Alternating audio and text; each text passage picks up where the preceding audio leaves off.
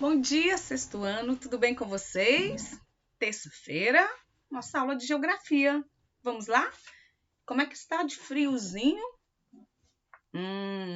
Vamos ficar em casa, né? Aquecido, tomando leitinho quente, mas sem esquecer também das nossas videoaulas.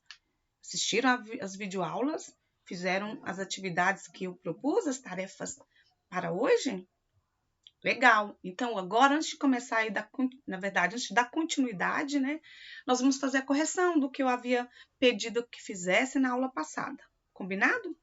Assim, vocês só vão ter que fazer uma videochamada ou me mostrar o CA, tá? Assim que terminar, presta atenção, só vai fechar todo o CA da unidade que nós estamos estudando, que é a unidade 3, quando eu terminar a explicação. Aí você vai lá no CA e faz da unidade 3. Não é todo o CA, não. A unidade 3. Vamos lá, então? Lá na página 13, né, nós já temos duas perguntinhas. Eu acho que a gente até já fez a correção dessa aqui, mas que eu pedi que fizessem, mas eu vou deixar aqui. Se você for copiar, dá uma pausa nesse vídeo e copia. Primeira pergunta foi, o que é o tempo geológico? E aqui, ó, você começa a partir daqui, ó. É uma escala a partir dessa cor rosa que eu marquei, ó. É uma escala, o tempo geológico é uma escala de tempo criada para compreendermos as dimensões que separam os eventos geológicos da Terra, ok? A partir daqui. Segunda pergunta, qual a relação da escala de tempo humana, né, com a forma como nós contamos o tempo, na qual nossas vidas se passam, com essa escala do tempo geológico? Qual é a relação de como eu conto o meu tempo hoje, ano, dia, né, e a escala lá criada pelos geólogos? Aí você tem aqui, ó, a escala de tempo humana é imensamente mais estreita, ou eu poderia menor, enquanto que a escala geológica, ela é bem mais extensa. Aqui, ó, escala de tempo humana é imensamente mais estreita, ocupando trechos curtíssimos no tempo geológico. Como se eu pegasse aquele tempo geológico de 4,6 bilhões, que é a idade da Terra, e contasse que nós, nessa linha do tempo, ocupamos os últimos segundos. Tá? Bem curto. Agora, lá na página seguinte, na 4, também temos ó, a questão 3, A, B, C, D. Vamos lá? Ó, com base no texto e na tabela do tempo geológico da Terra, que você tem lá no seu material de apoio, responda as questões. A. De que forma os cientistas dividem a escala de tempo geológico? Em éons, eras e período. Olhou lá no material de apoio, era só copiar como é que ele é dividido. Estava escrito éons, eras, né, e períodos. B. Em que era surgiram as primeiras formas de vida? Muito bem, todo mundo acertou esse aí, né? Na era pré-cambriana. Só um detalhe, ó. Você vai ter que usar a letra E, P e C maiúsculo, tá? Porque eu estou falando de um evento importante, né, na história da formação da Terra. Então, letra maiúscula. C. A era mesozoica, lembra as eras? Pré-cambriana, paleozoica, mesozoica e cenozoica, tá lembrado? Então, a era mesozoica ela é marcada pela presença dos dinossauros, período Triássico, né? Jurássico também, na superfície do planeta. É formada por 3 períodos, só que contando. Descreva tais períodos, informando o que ocorreu com esses répteis em cada um deles. Então, aqui tá, ó, eu acredito que todo mundo também acertou. Os períodos são Triássico, Jurássico e Cretáceo. 3 períodos. Agora, o que aconteceu em cada um? Então, você coloca aqui, ó. Houve o surgimento dos dinossauros no período Jurássico. E os dinossauros se expandiram, dominaram a Terra no período Cretáceo. E ocorreu os dinossauros expandiram o domínio sobre a Terra no Cretáceo. E ocorreu a extinção deles, o quê? Se ele surgiu aqui na era Mesozoica, apareceu no período Triássico, né? No período Jurássico ele dominou e no Cretáceo ele desapareceu. Os dinossauros surgiram na era Mesozoica, né? No período Triássico eles surgem, no período Jurássico eles dominam a Terra e no período Cretáceo eles desaparecem. Dá uma pausa se você precisar copiar com calma. A palavra cenozoica ela tem origem grega, significa a junção de kairos, né? Kainos, na verdade, e significa nova, ou seja, recente.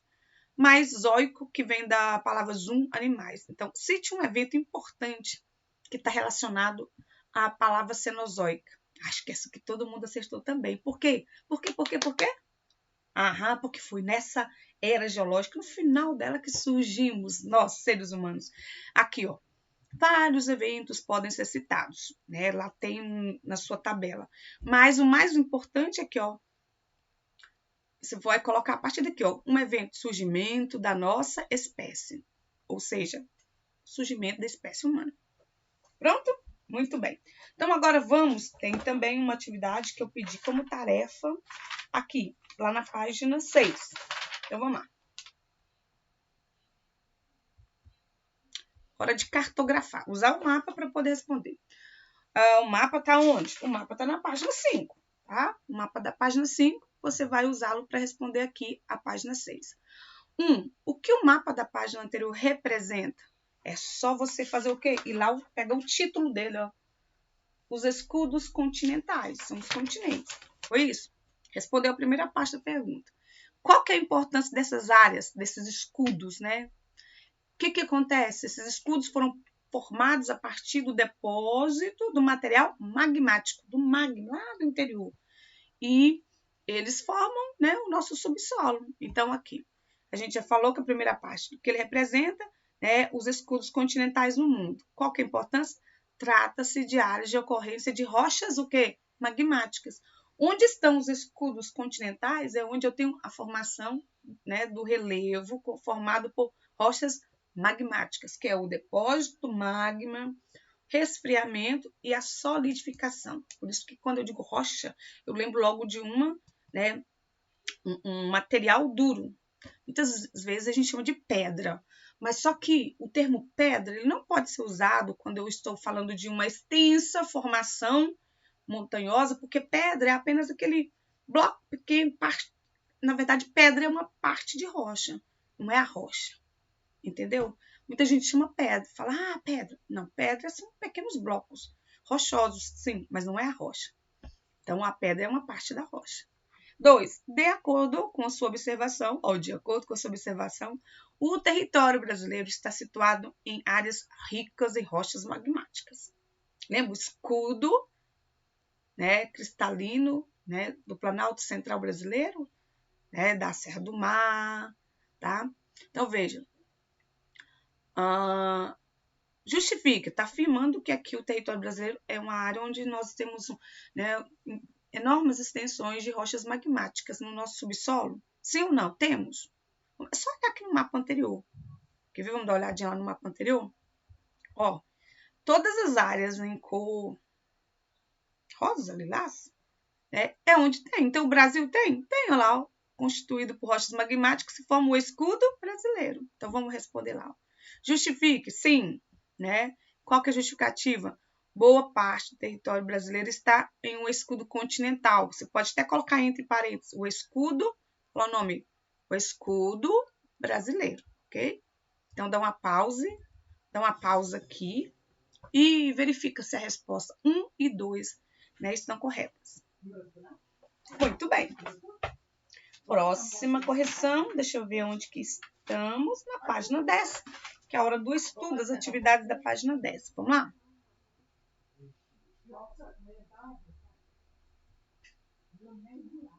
Isso, muito bem. Então, aqui, número 1, complete as sentenças com as palavras do quadro, de acordo com o que você estudou. Então, ó, granito, núcleo, rocha, pressões magmáticas, minerais, metamorfose, litosfera, temperaturas, magma, sedimentos, extrusivo, lava, manto, basalto, intrusivo, metamórficas, orgânicos, sedimentares e crosta. Muitas palavras. O mais legal, todas elas, né, referem-se a conteúdo que nós estudamos. Então, como é que você fez? Eu espero que você tenha voltado, assistido a videoaula para tirar alguma dúvida, né? Folheado o seu material, as páginas anteriores, para ir respondendo corretamente. Vamos lá? Primeira questão. As rochas são formadas pelo acúmulo de, que podem ser. As rochas sedimentares são formadas do acúmulo de quê? Sedimentos, né? E podem ser o quê? Esses sedimentos podem ser minerais, lembra que a gente falou dos tipos de rocha? Ou também pode ser de material orgânico. Acertou aí? Parabéns. B.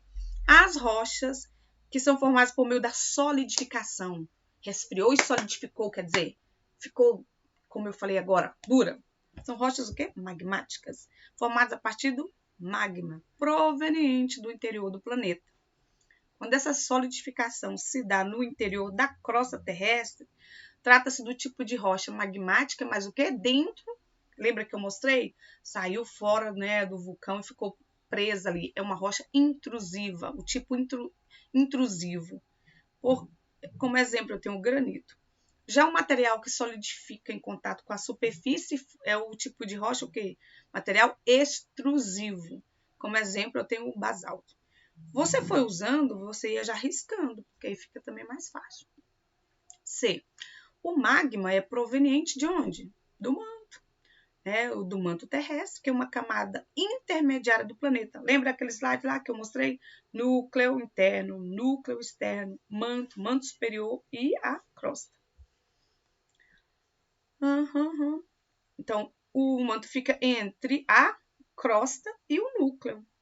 E quando é expelido, ou seja, quando ele é lançado para a superfície em estado fluido, pastoso. O que é uma coisa pastosa? Não é líquida, mas não é do denso, fica no meio. Você já comeu doce de leite, aquele que a gente compra em lata ou no vidro? Para comer, você tem que usar uma colher, não é? Então, você tira uma colherada ali e você tem que ter cuidado, porque ele pode até cair, porque ele não é sólido, não é como aquele pedaço de doce de leite que a gente come, né? O nome já diz, é em pedaço. Ele é fluido, é pastoso. Então, aqui, o magma proveniente do manto terrestre, na camada intermediária, onde que eu estou? Entre a crosta e o núcleo, quando é expelido em estado fluido, passa a ser denominado lava, até se solidificar na forma de rocha. D. A litosfera é formada pela crosta terrestre e pelo topo do manto.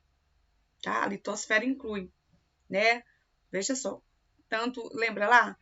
A crosta, que nós chamamos, então, a última camada é a litosfera, mas ela é formada, né, pelo topo do manto. Quando eu olho lá, eu tenho que juntar a litosfera e o manto que estão juntos. As rochas metamórficas são formadas por meio da transformação. A palavra-chave aqui é transformação. Né? Daí a expressão que? Metamórfica. Ou metamorfose de rochas, né? Por causa das grandes pressão e também temperatura. Ela vai ficando cada vez mais profunda, uma temperatura mais elevada, e o peso vai transformando essas rochas que podem ser magmáticas, né, ou sedimentares, e que sob pressão e temperatura tornam-se rochas metamórficas. Pronto, fechamos aqui a questão 1. Número 2. As bacias sedimentares representam uma grande fonte de recursos para a humanidade. Verdade, né?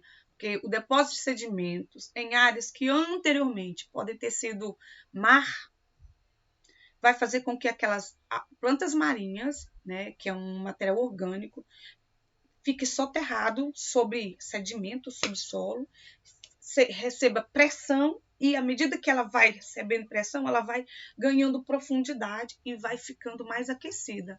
E aí é que dá, e sem oxigênio. Aí é que dá origem a importantes reservas minerais que geram energia, que é o petróleo e o gás natural. Então, veja que está explicando, as bacias sedimentares têm uma grande importância porque geram, né, energia. Aí está falando como o petróleo e o gás natural. As questões. O que são os combustíveis fósseis? Aqui, veja bem, tem umas palavras aqui, mas você pode ler a sua e a minha e verificar. Se as palavras estão um pouco diferentes, mas o sentido, o entendimento é o mesmo, não precisa pagar não, tá? Está escrito aqui, ó.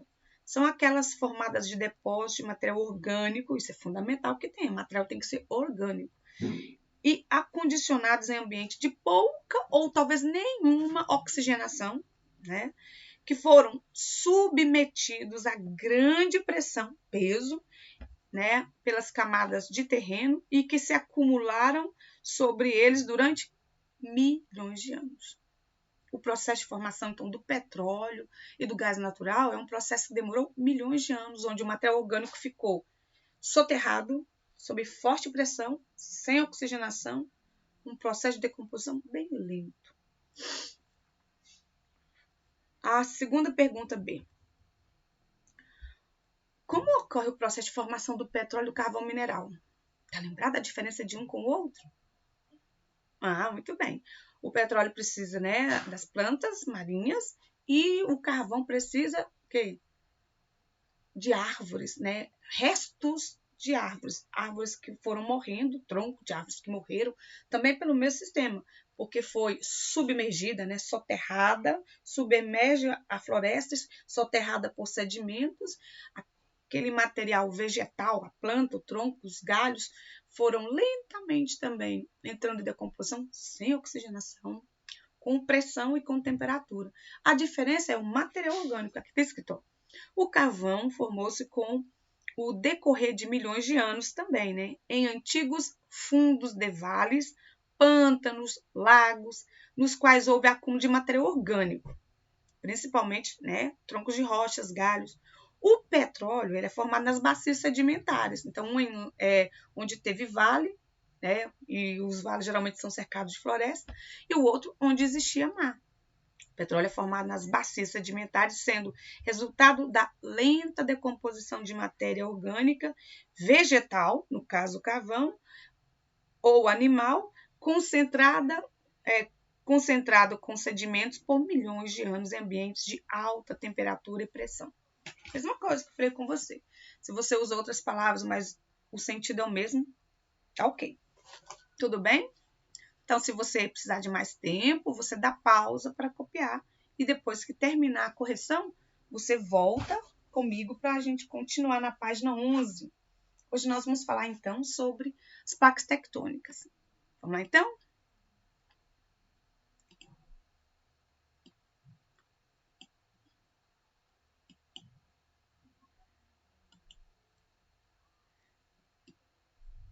Eu quero ampliar aqui, mas é porque eu tinha diminuído a minha área de gravação.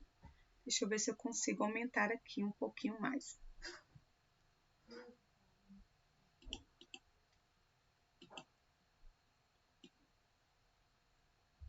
Acho que pega aqui um pouquinho.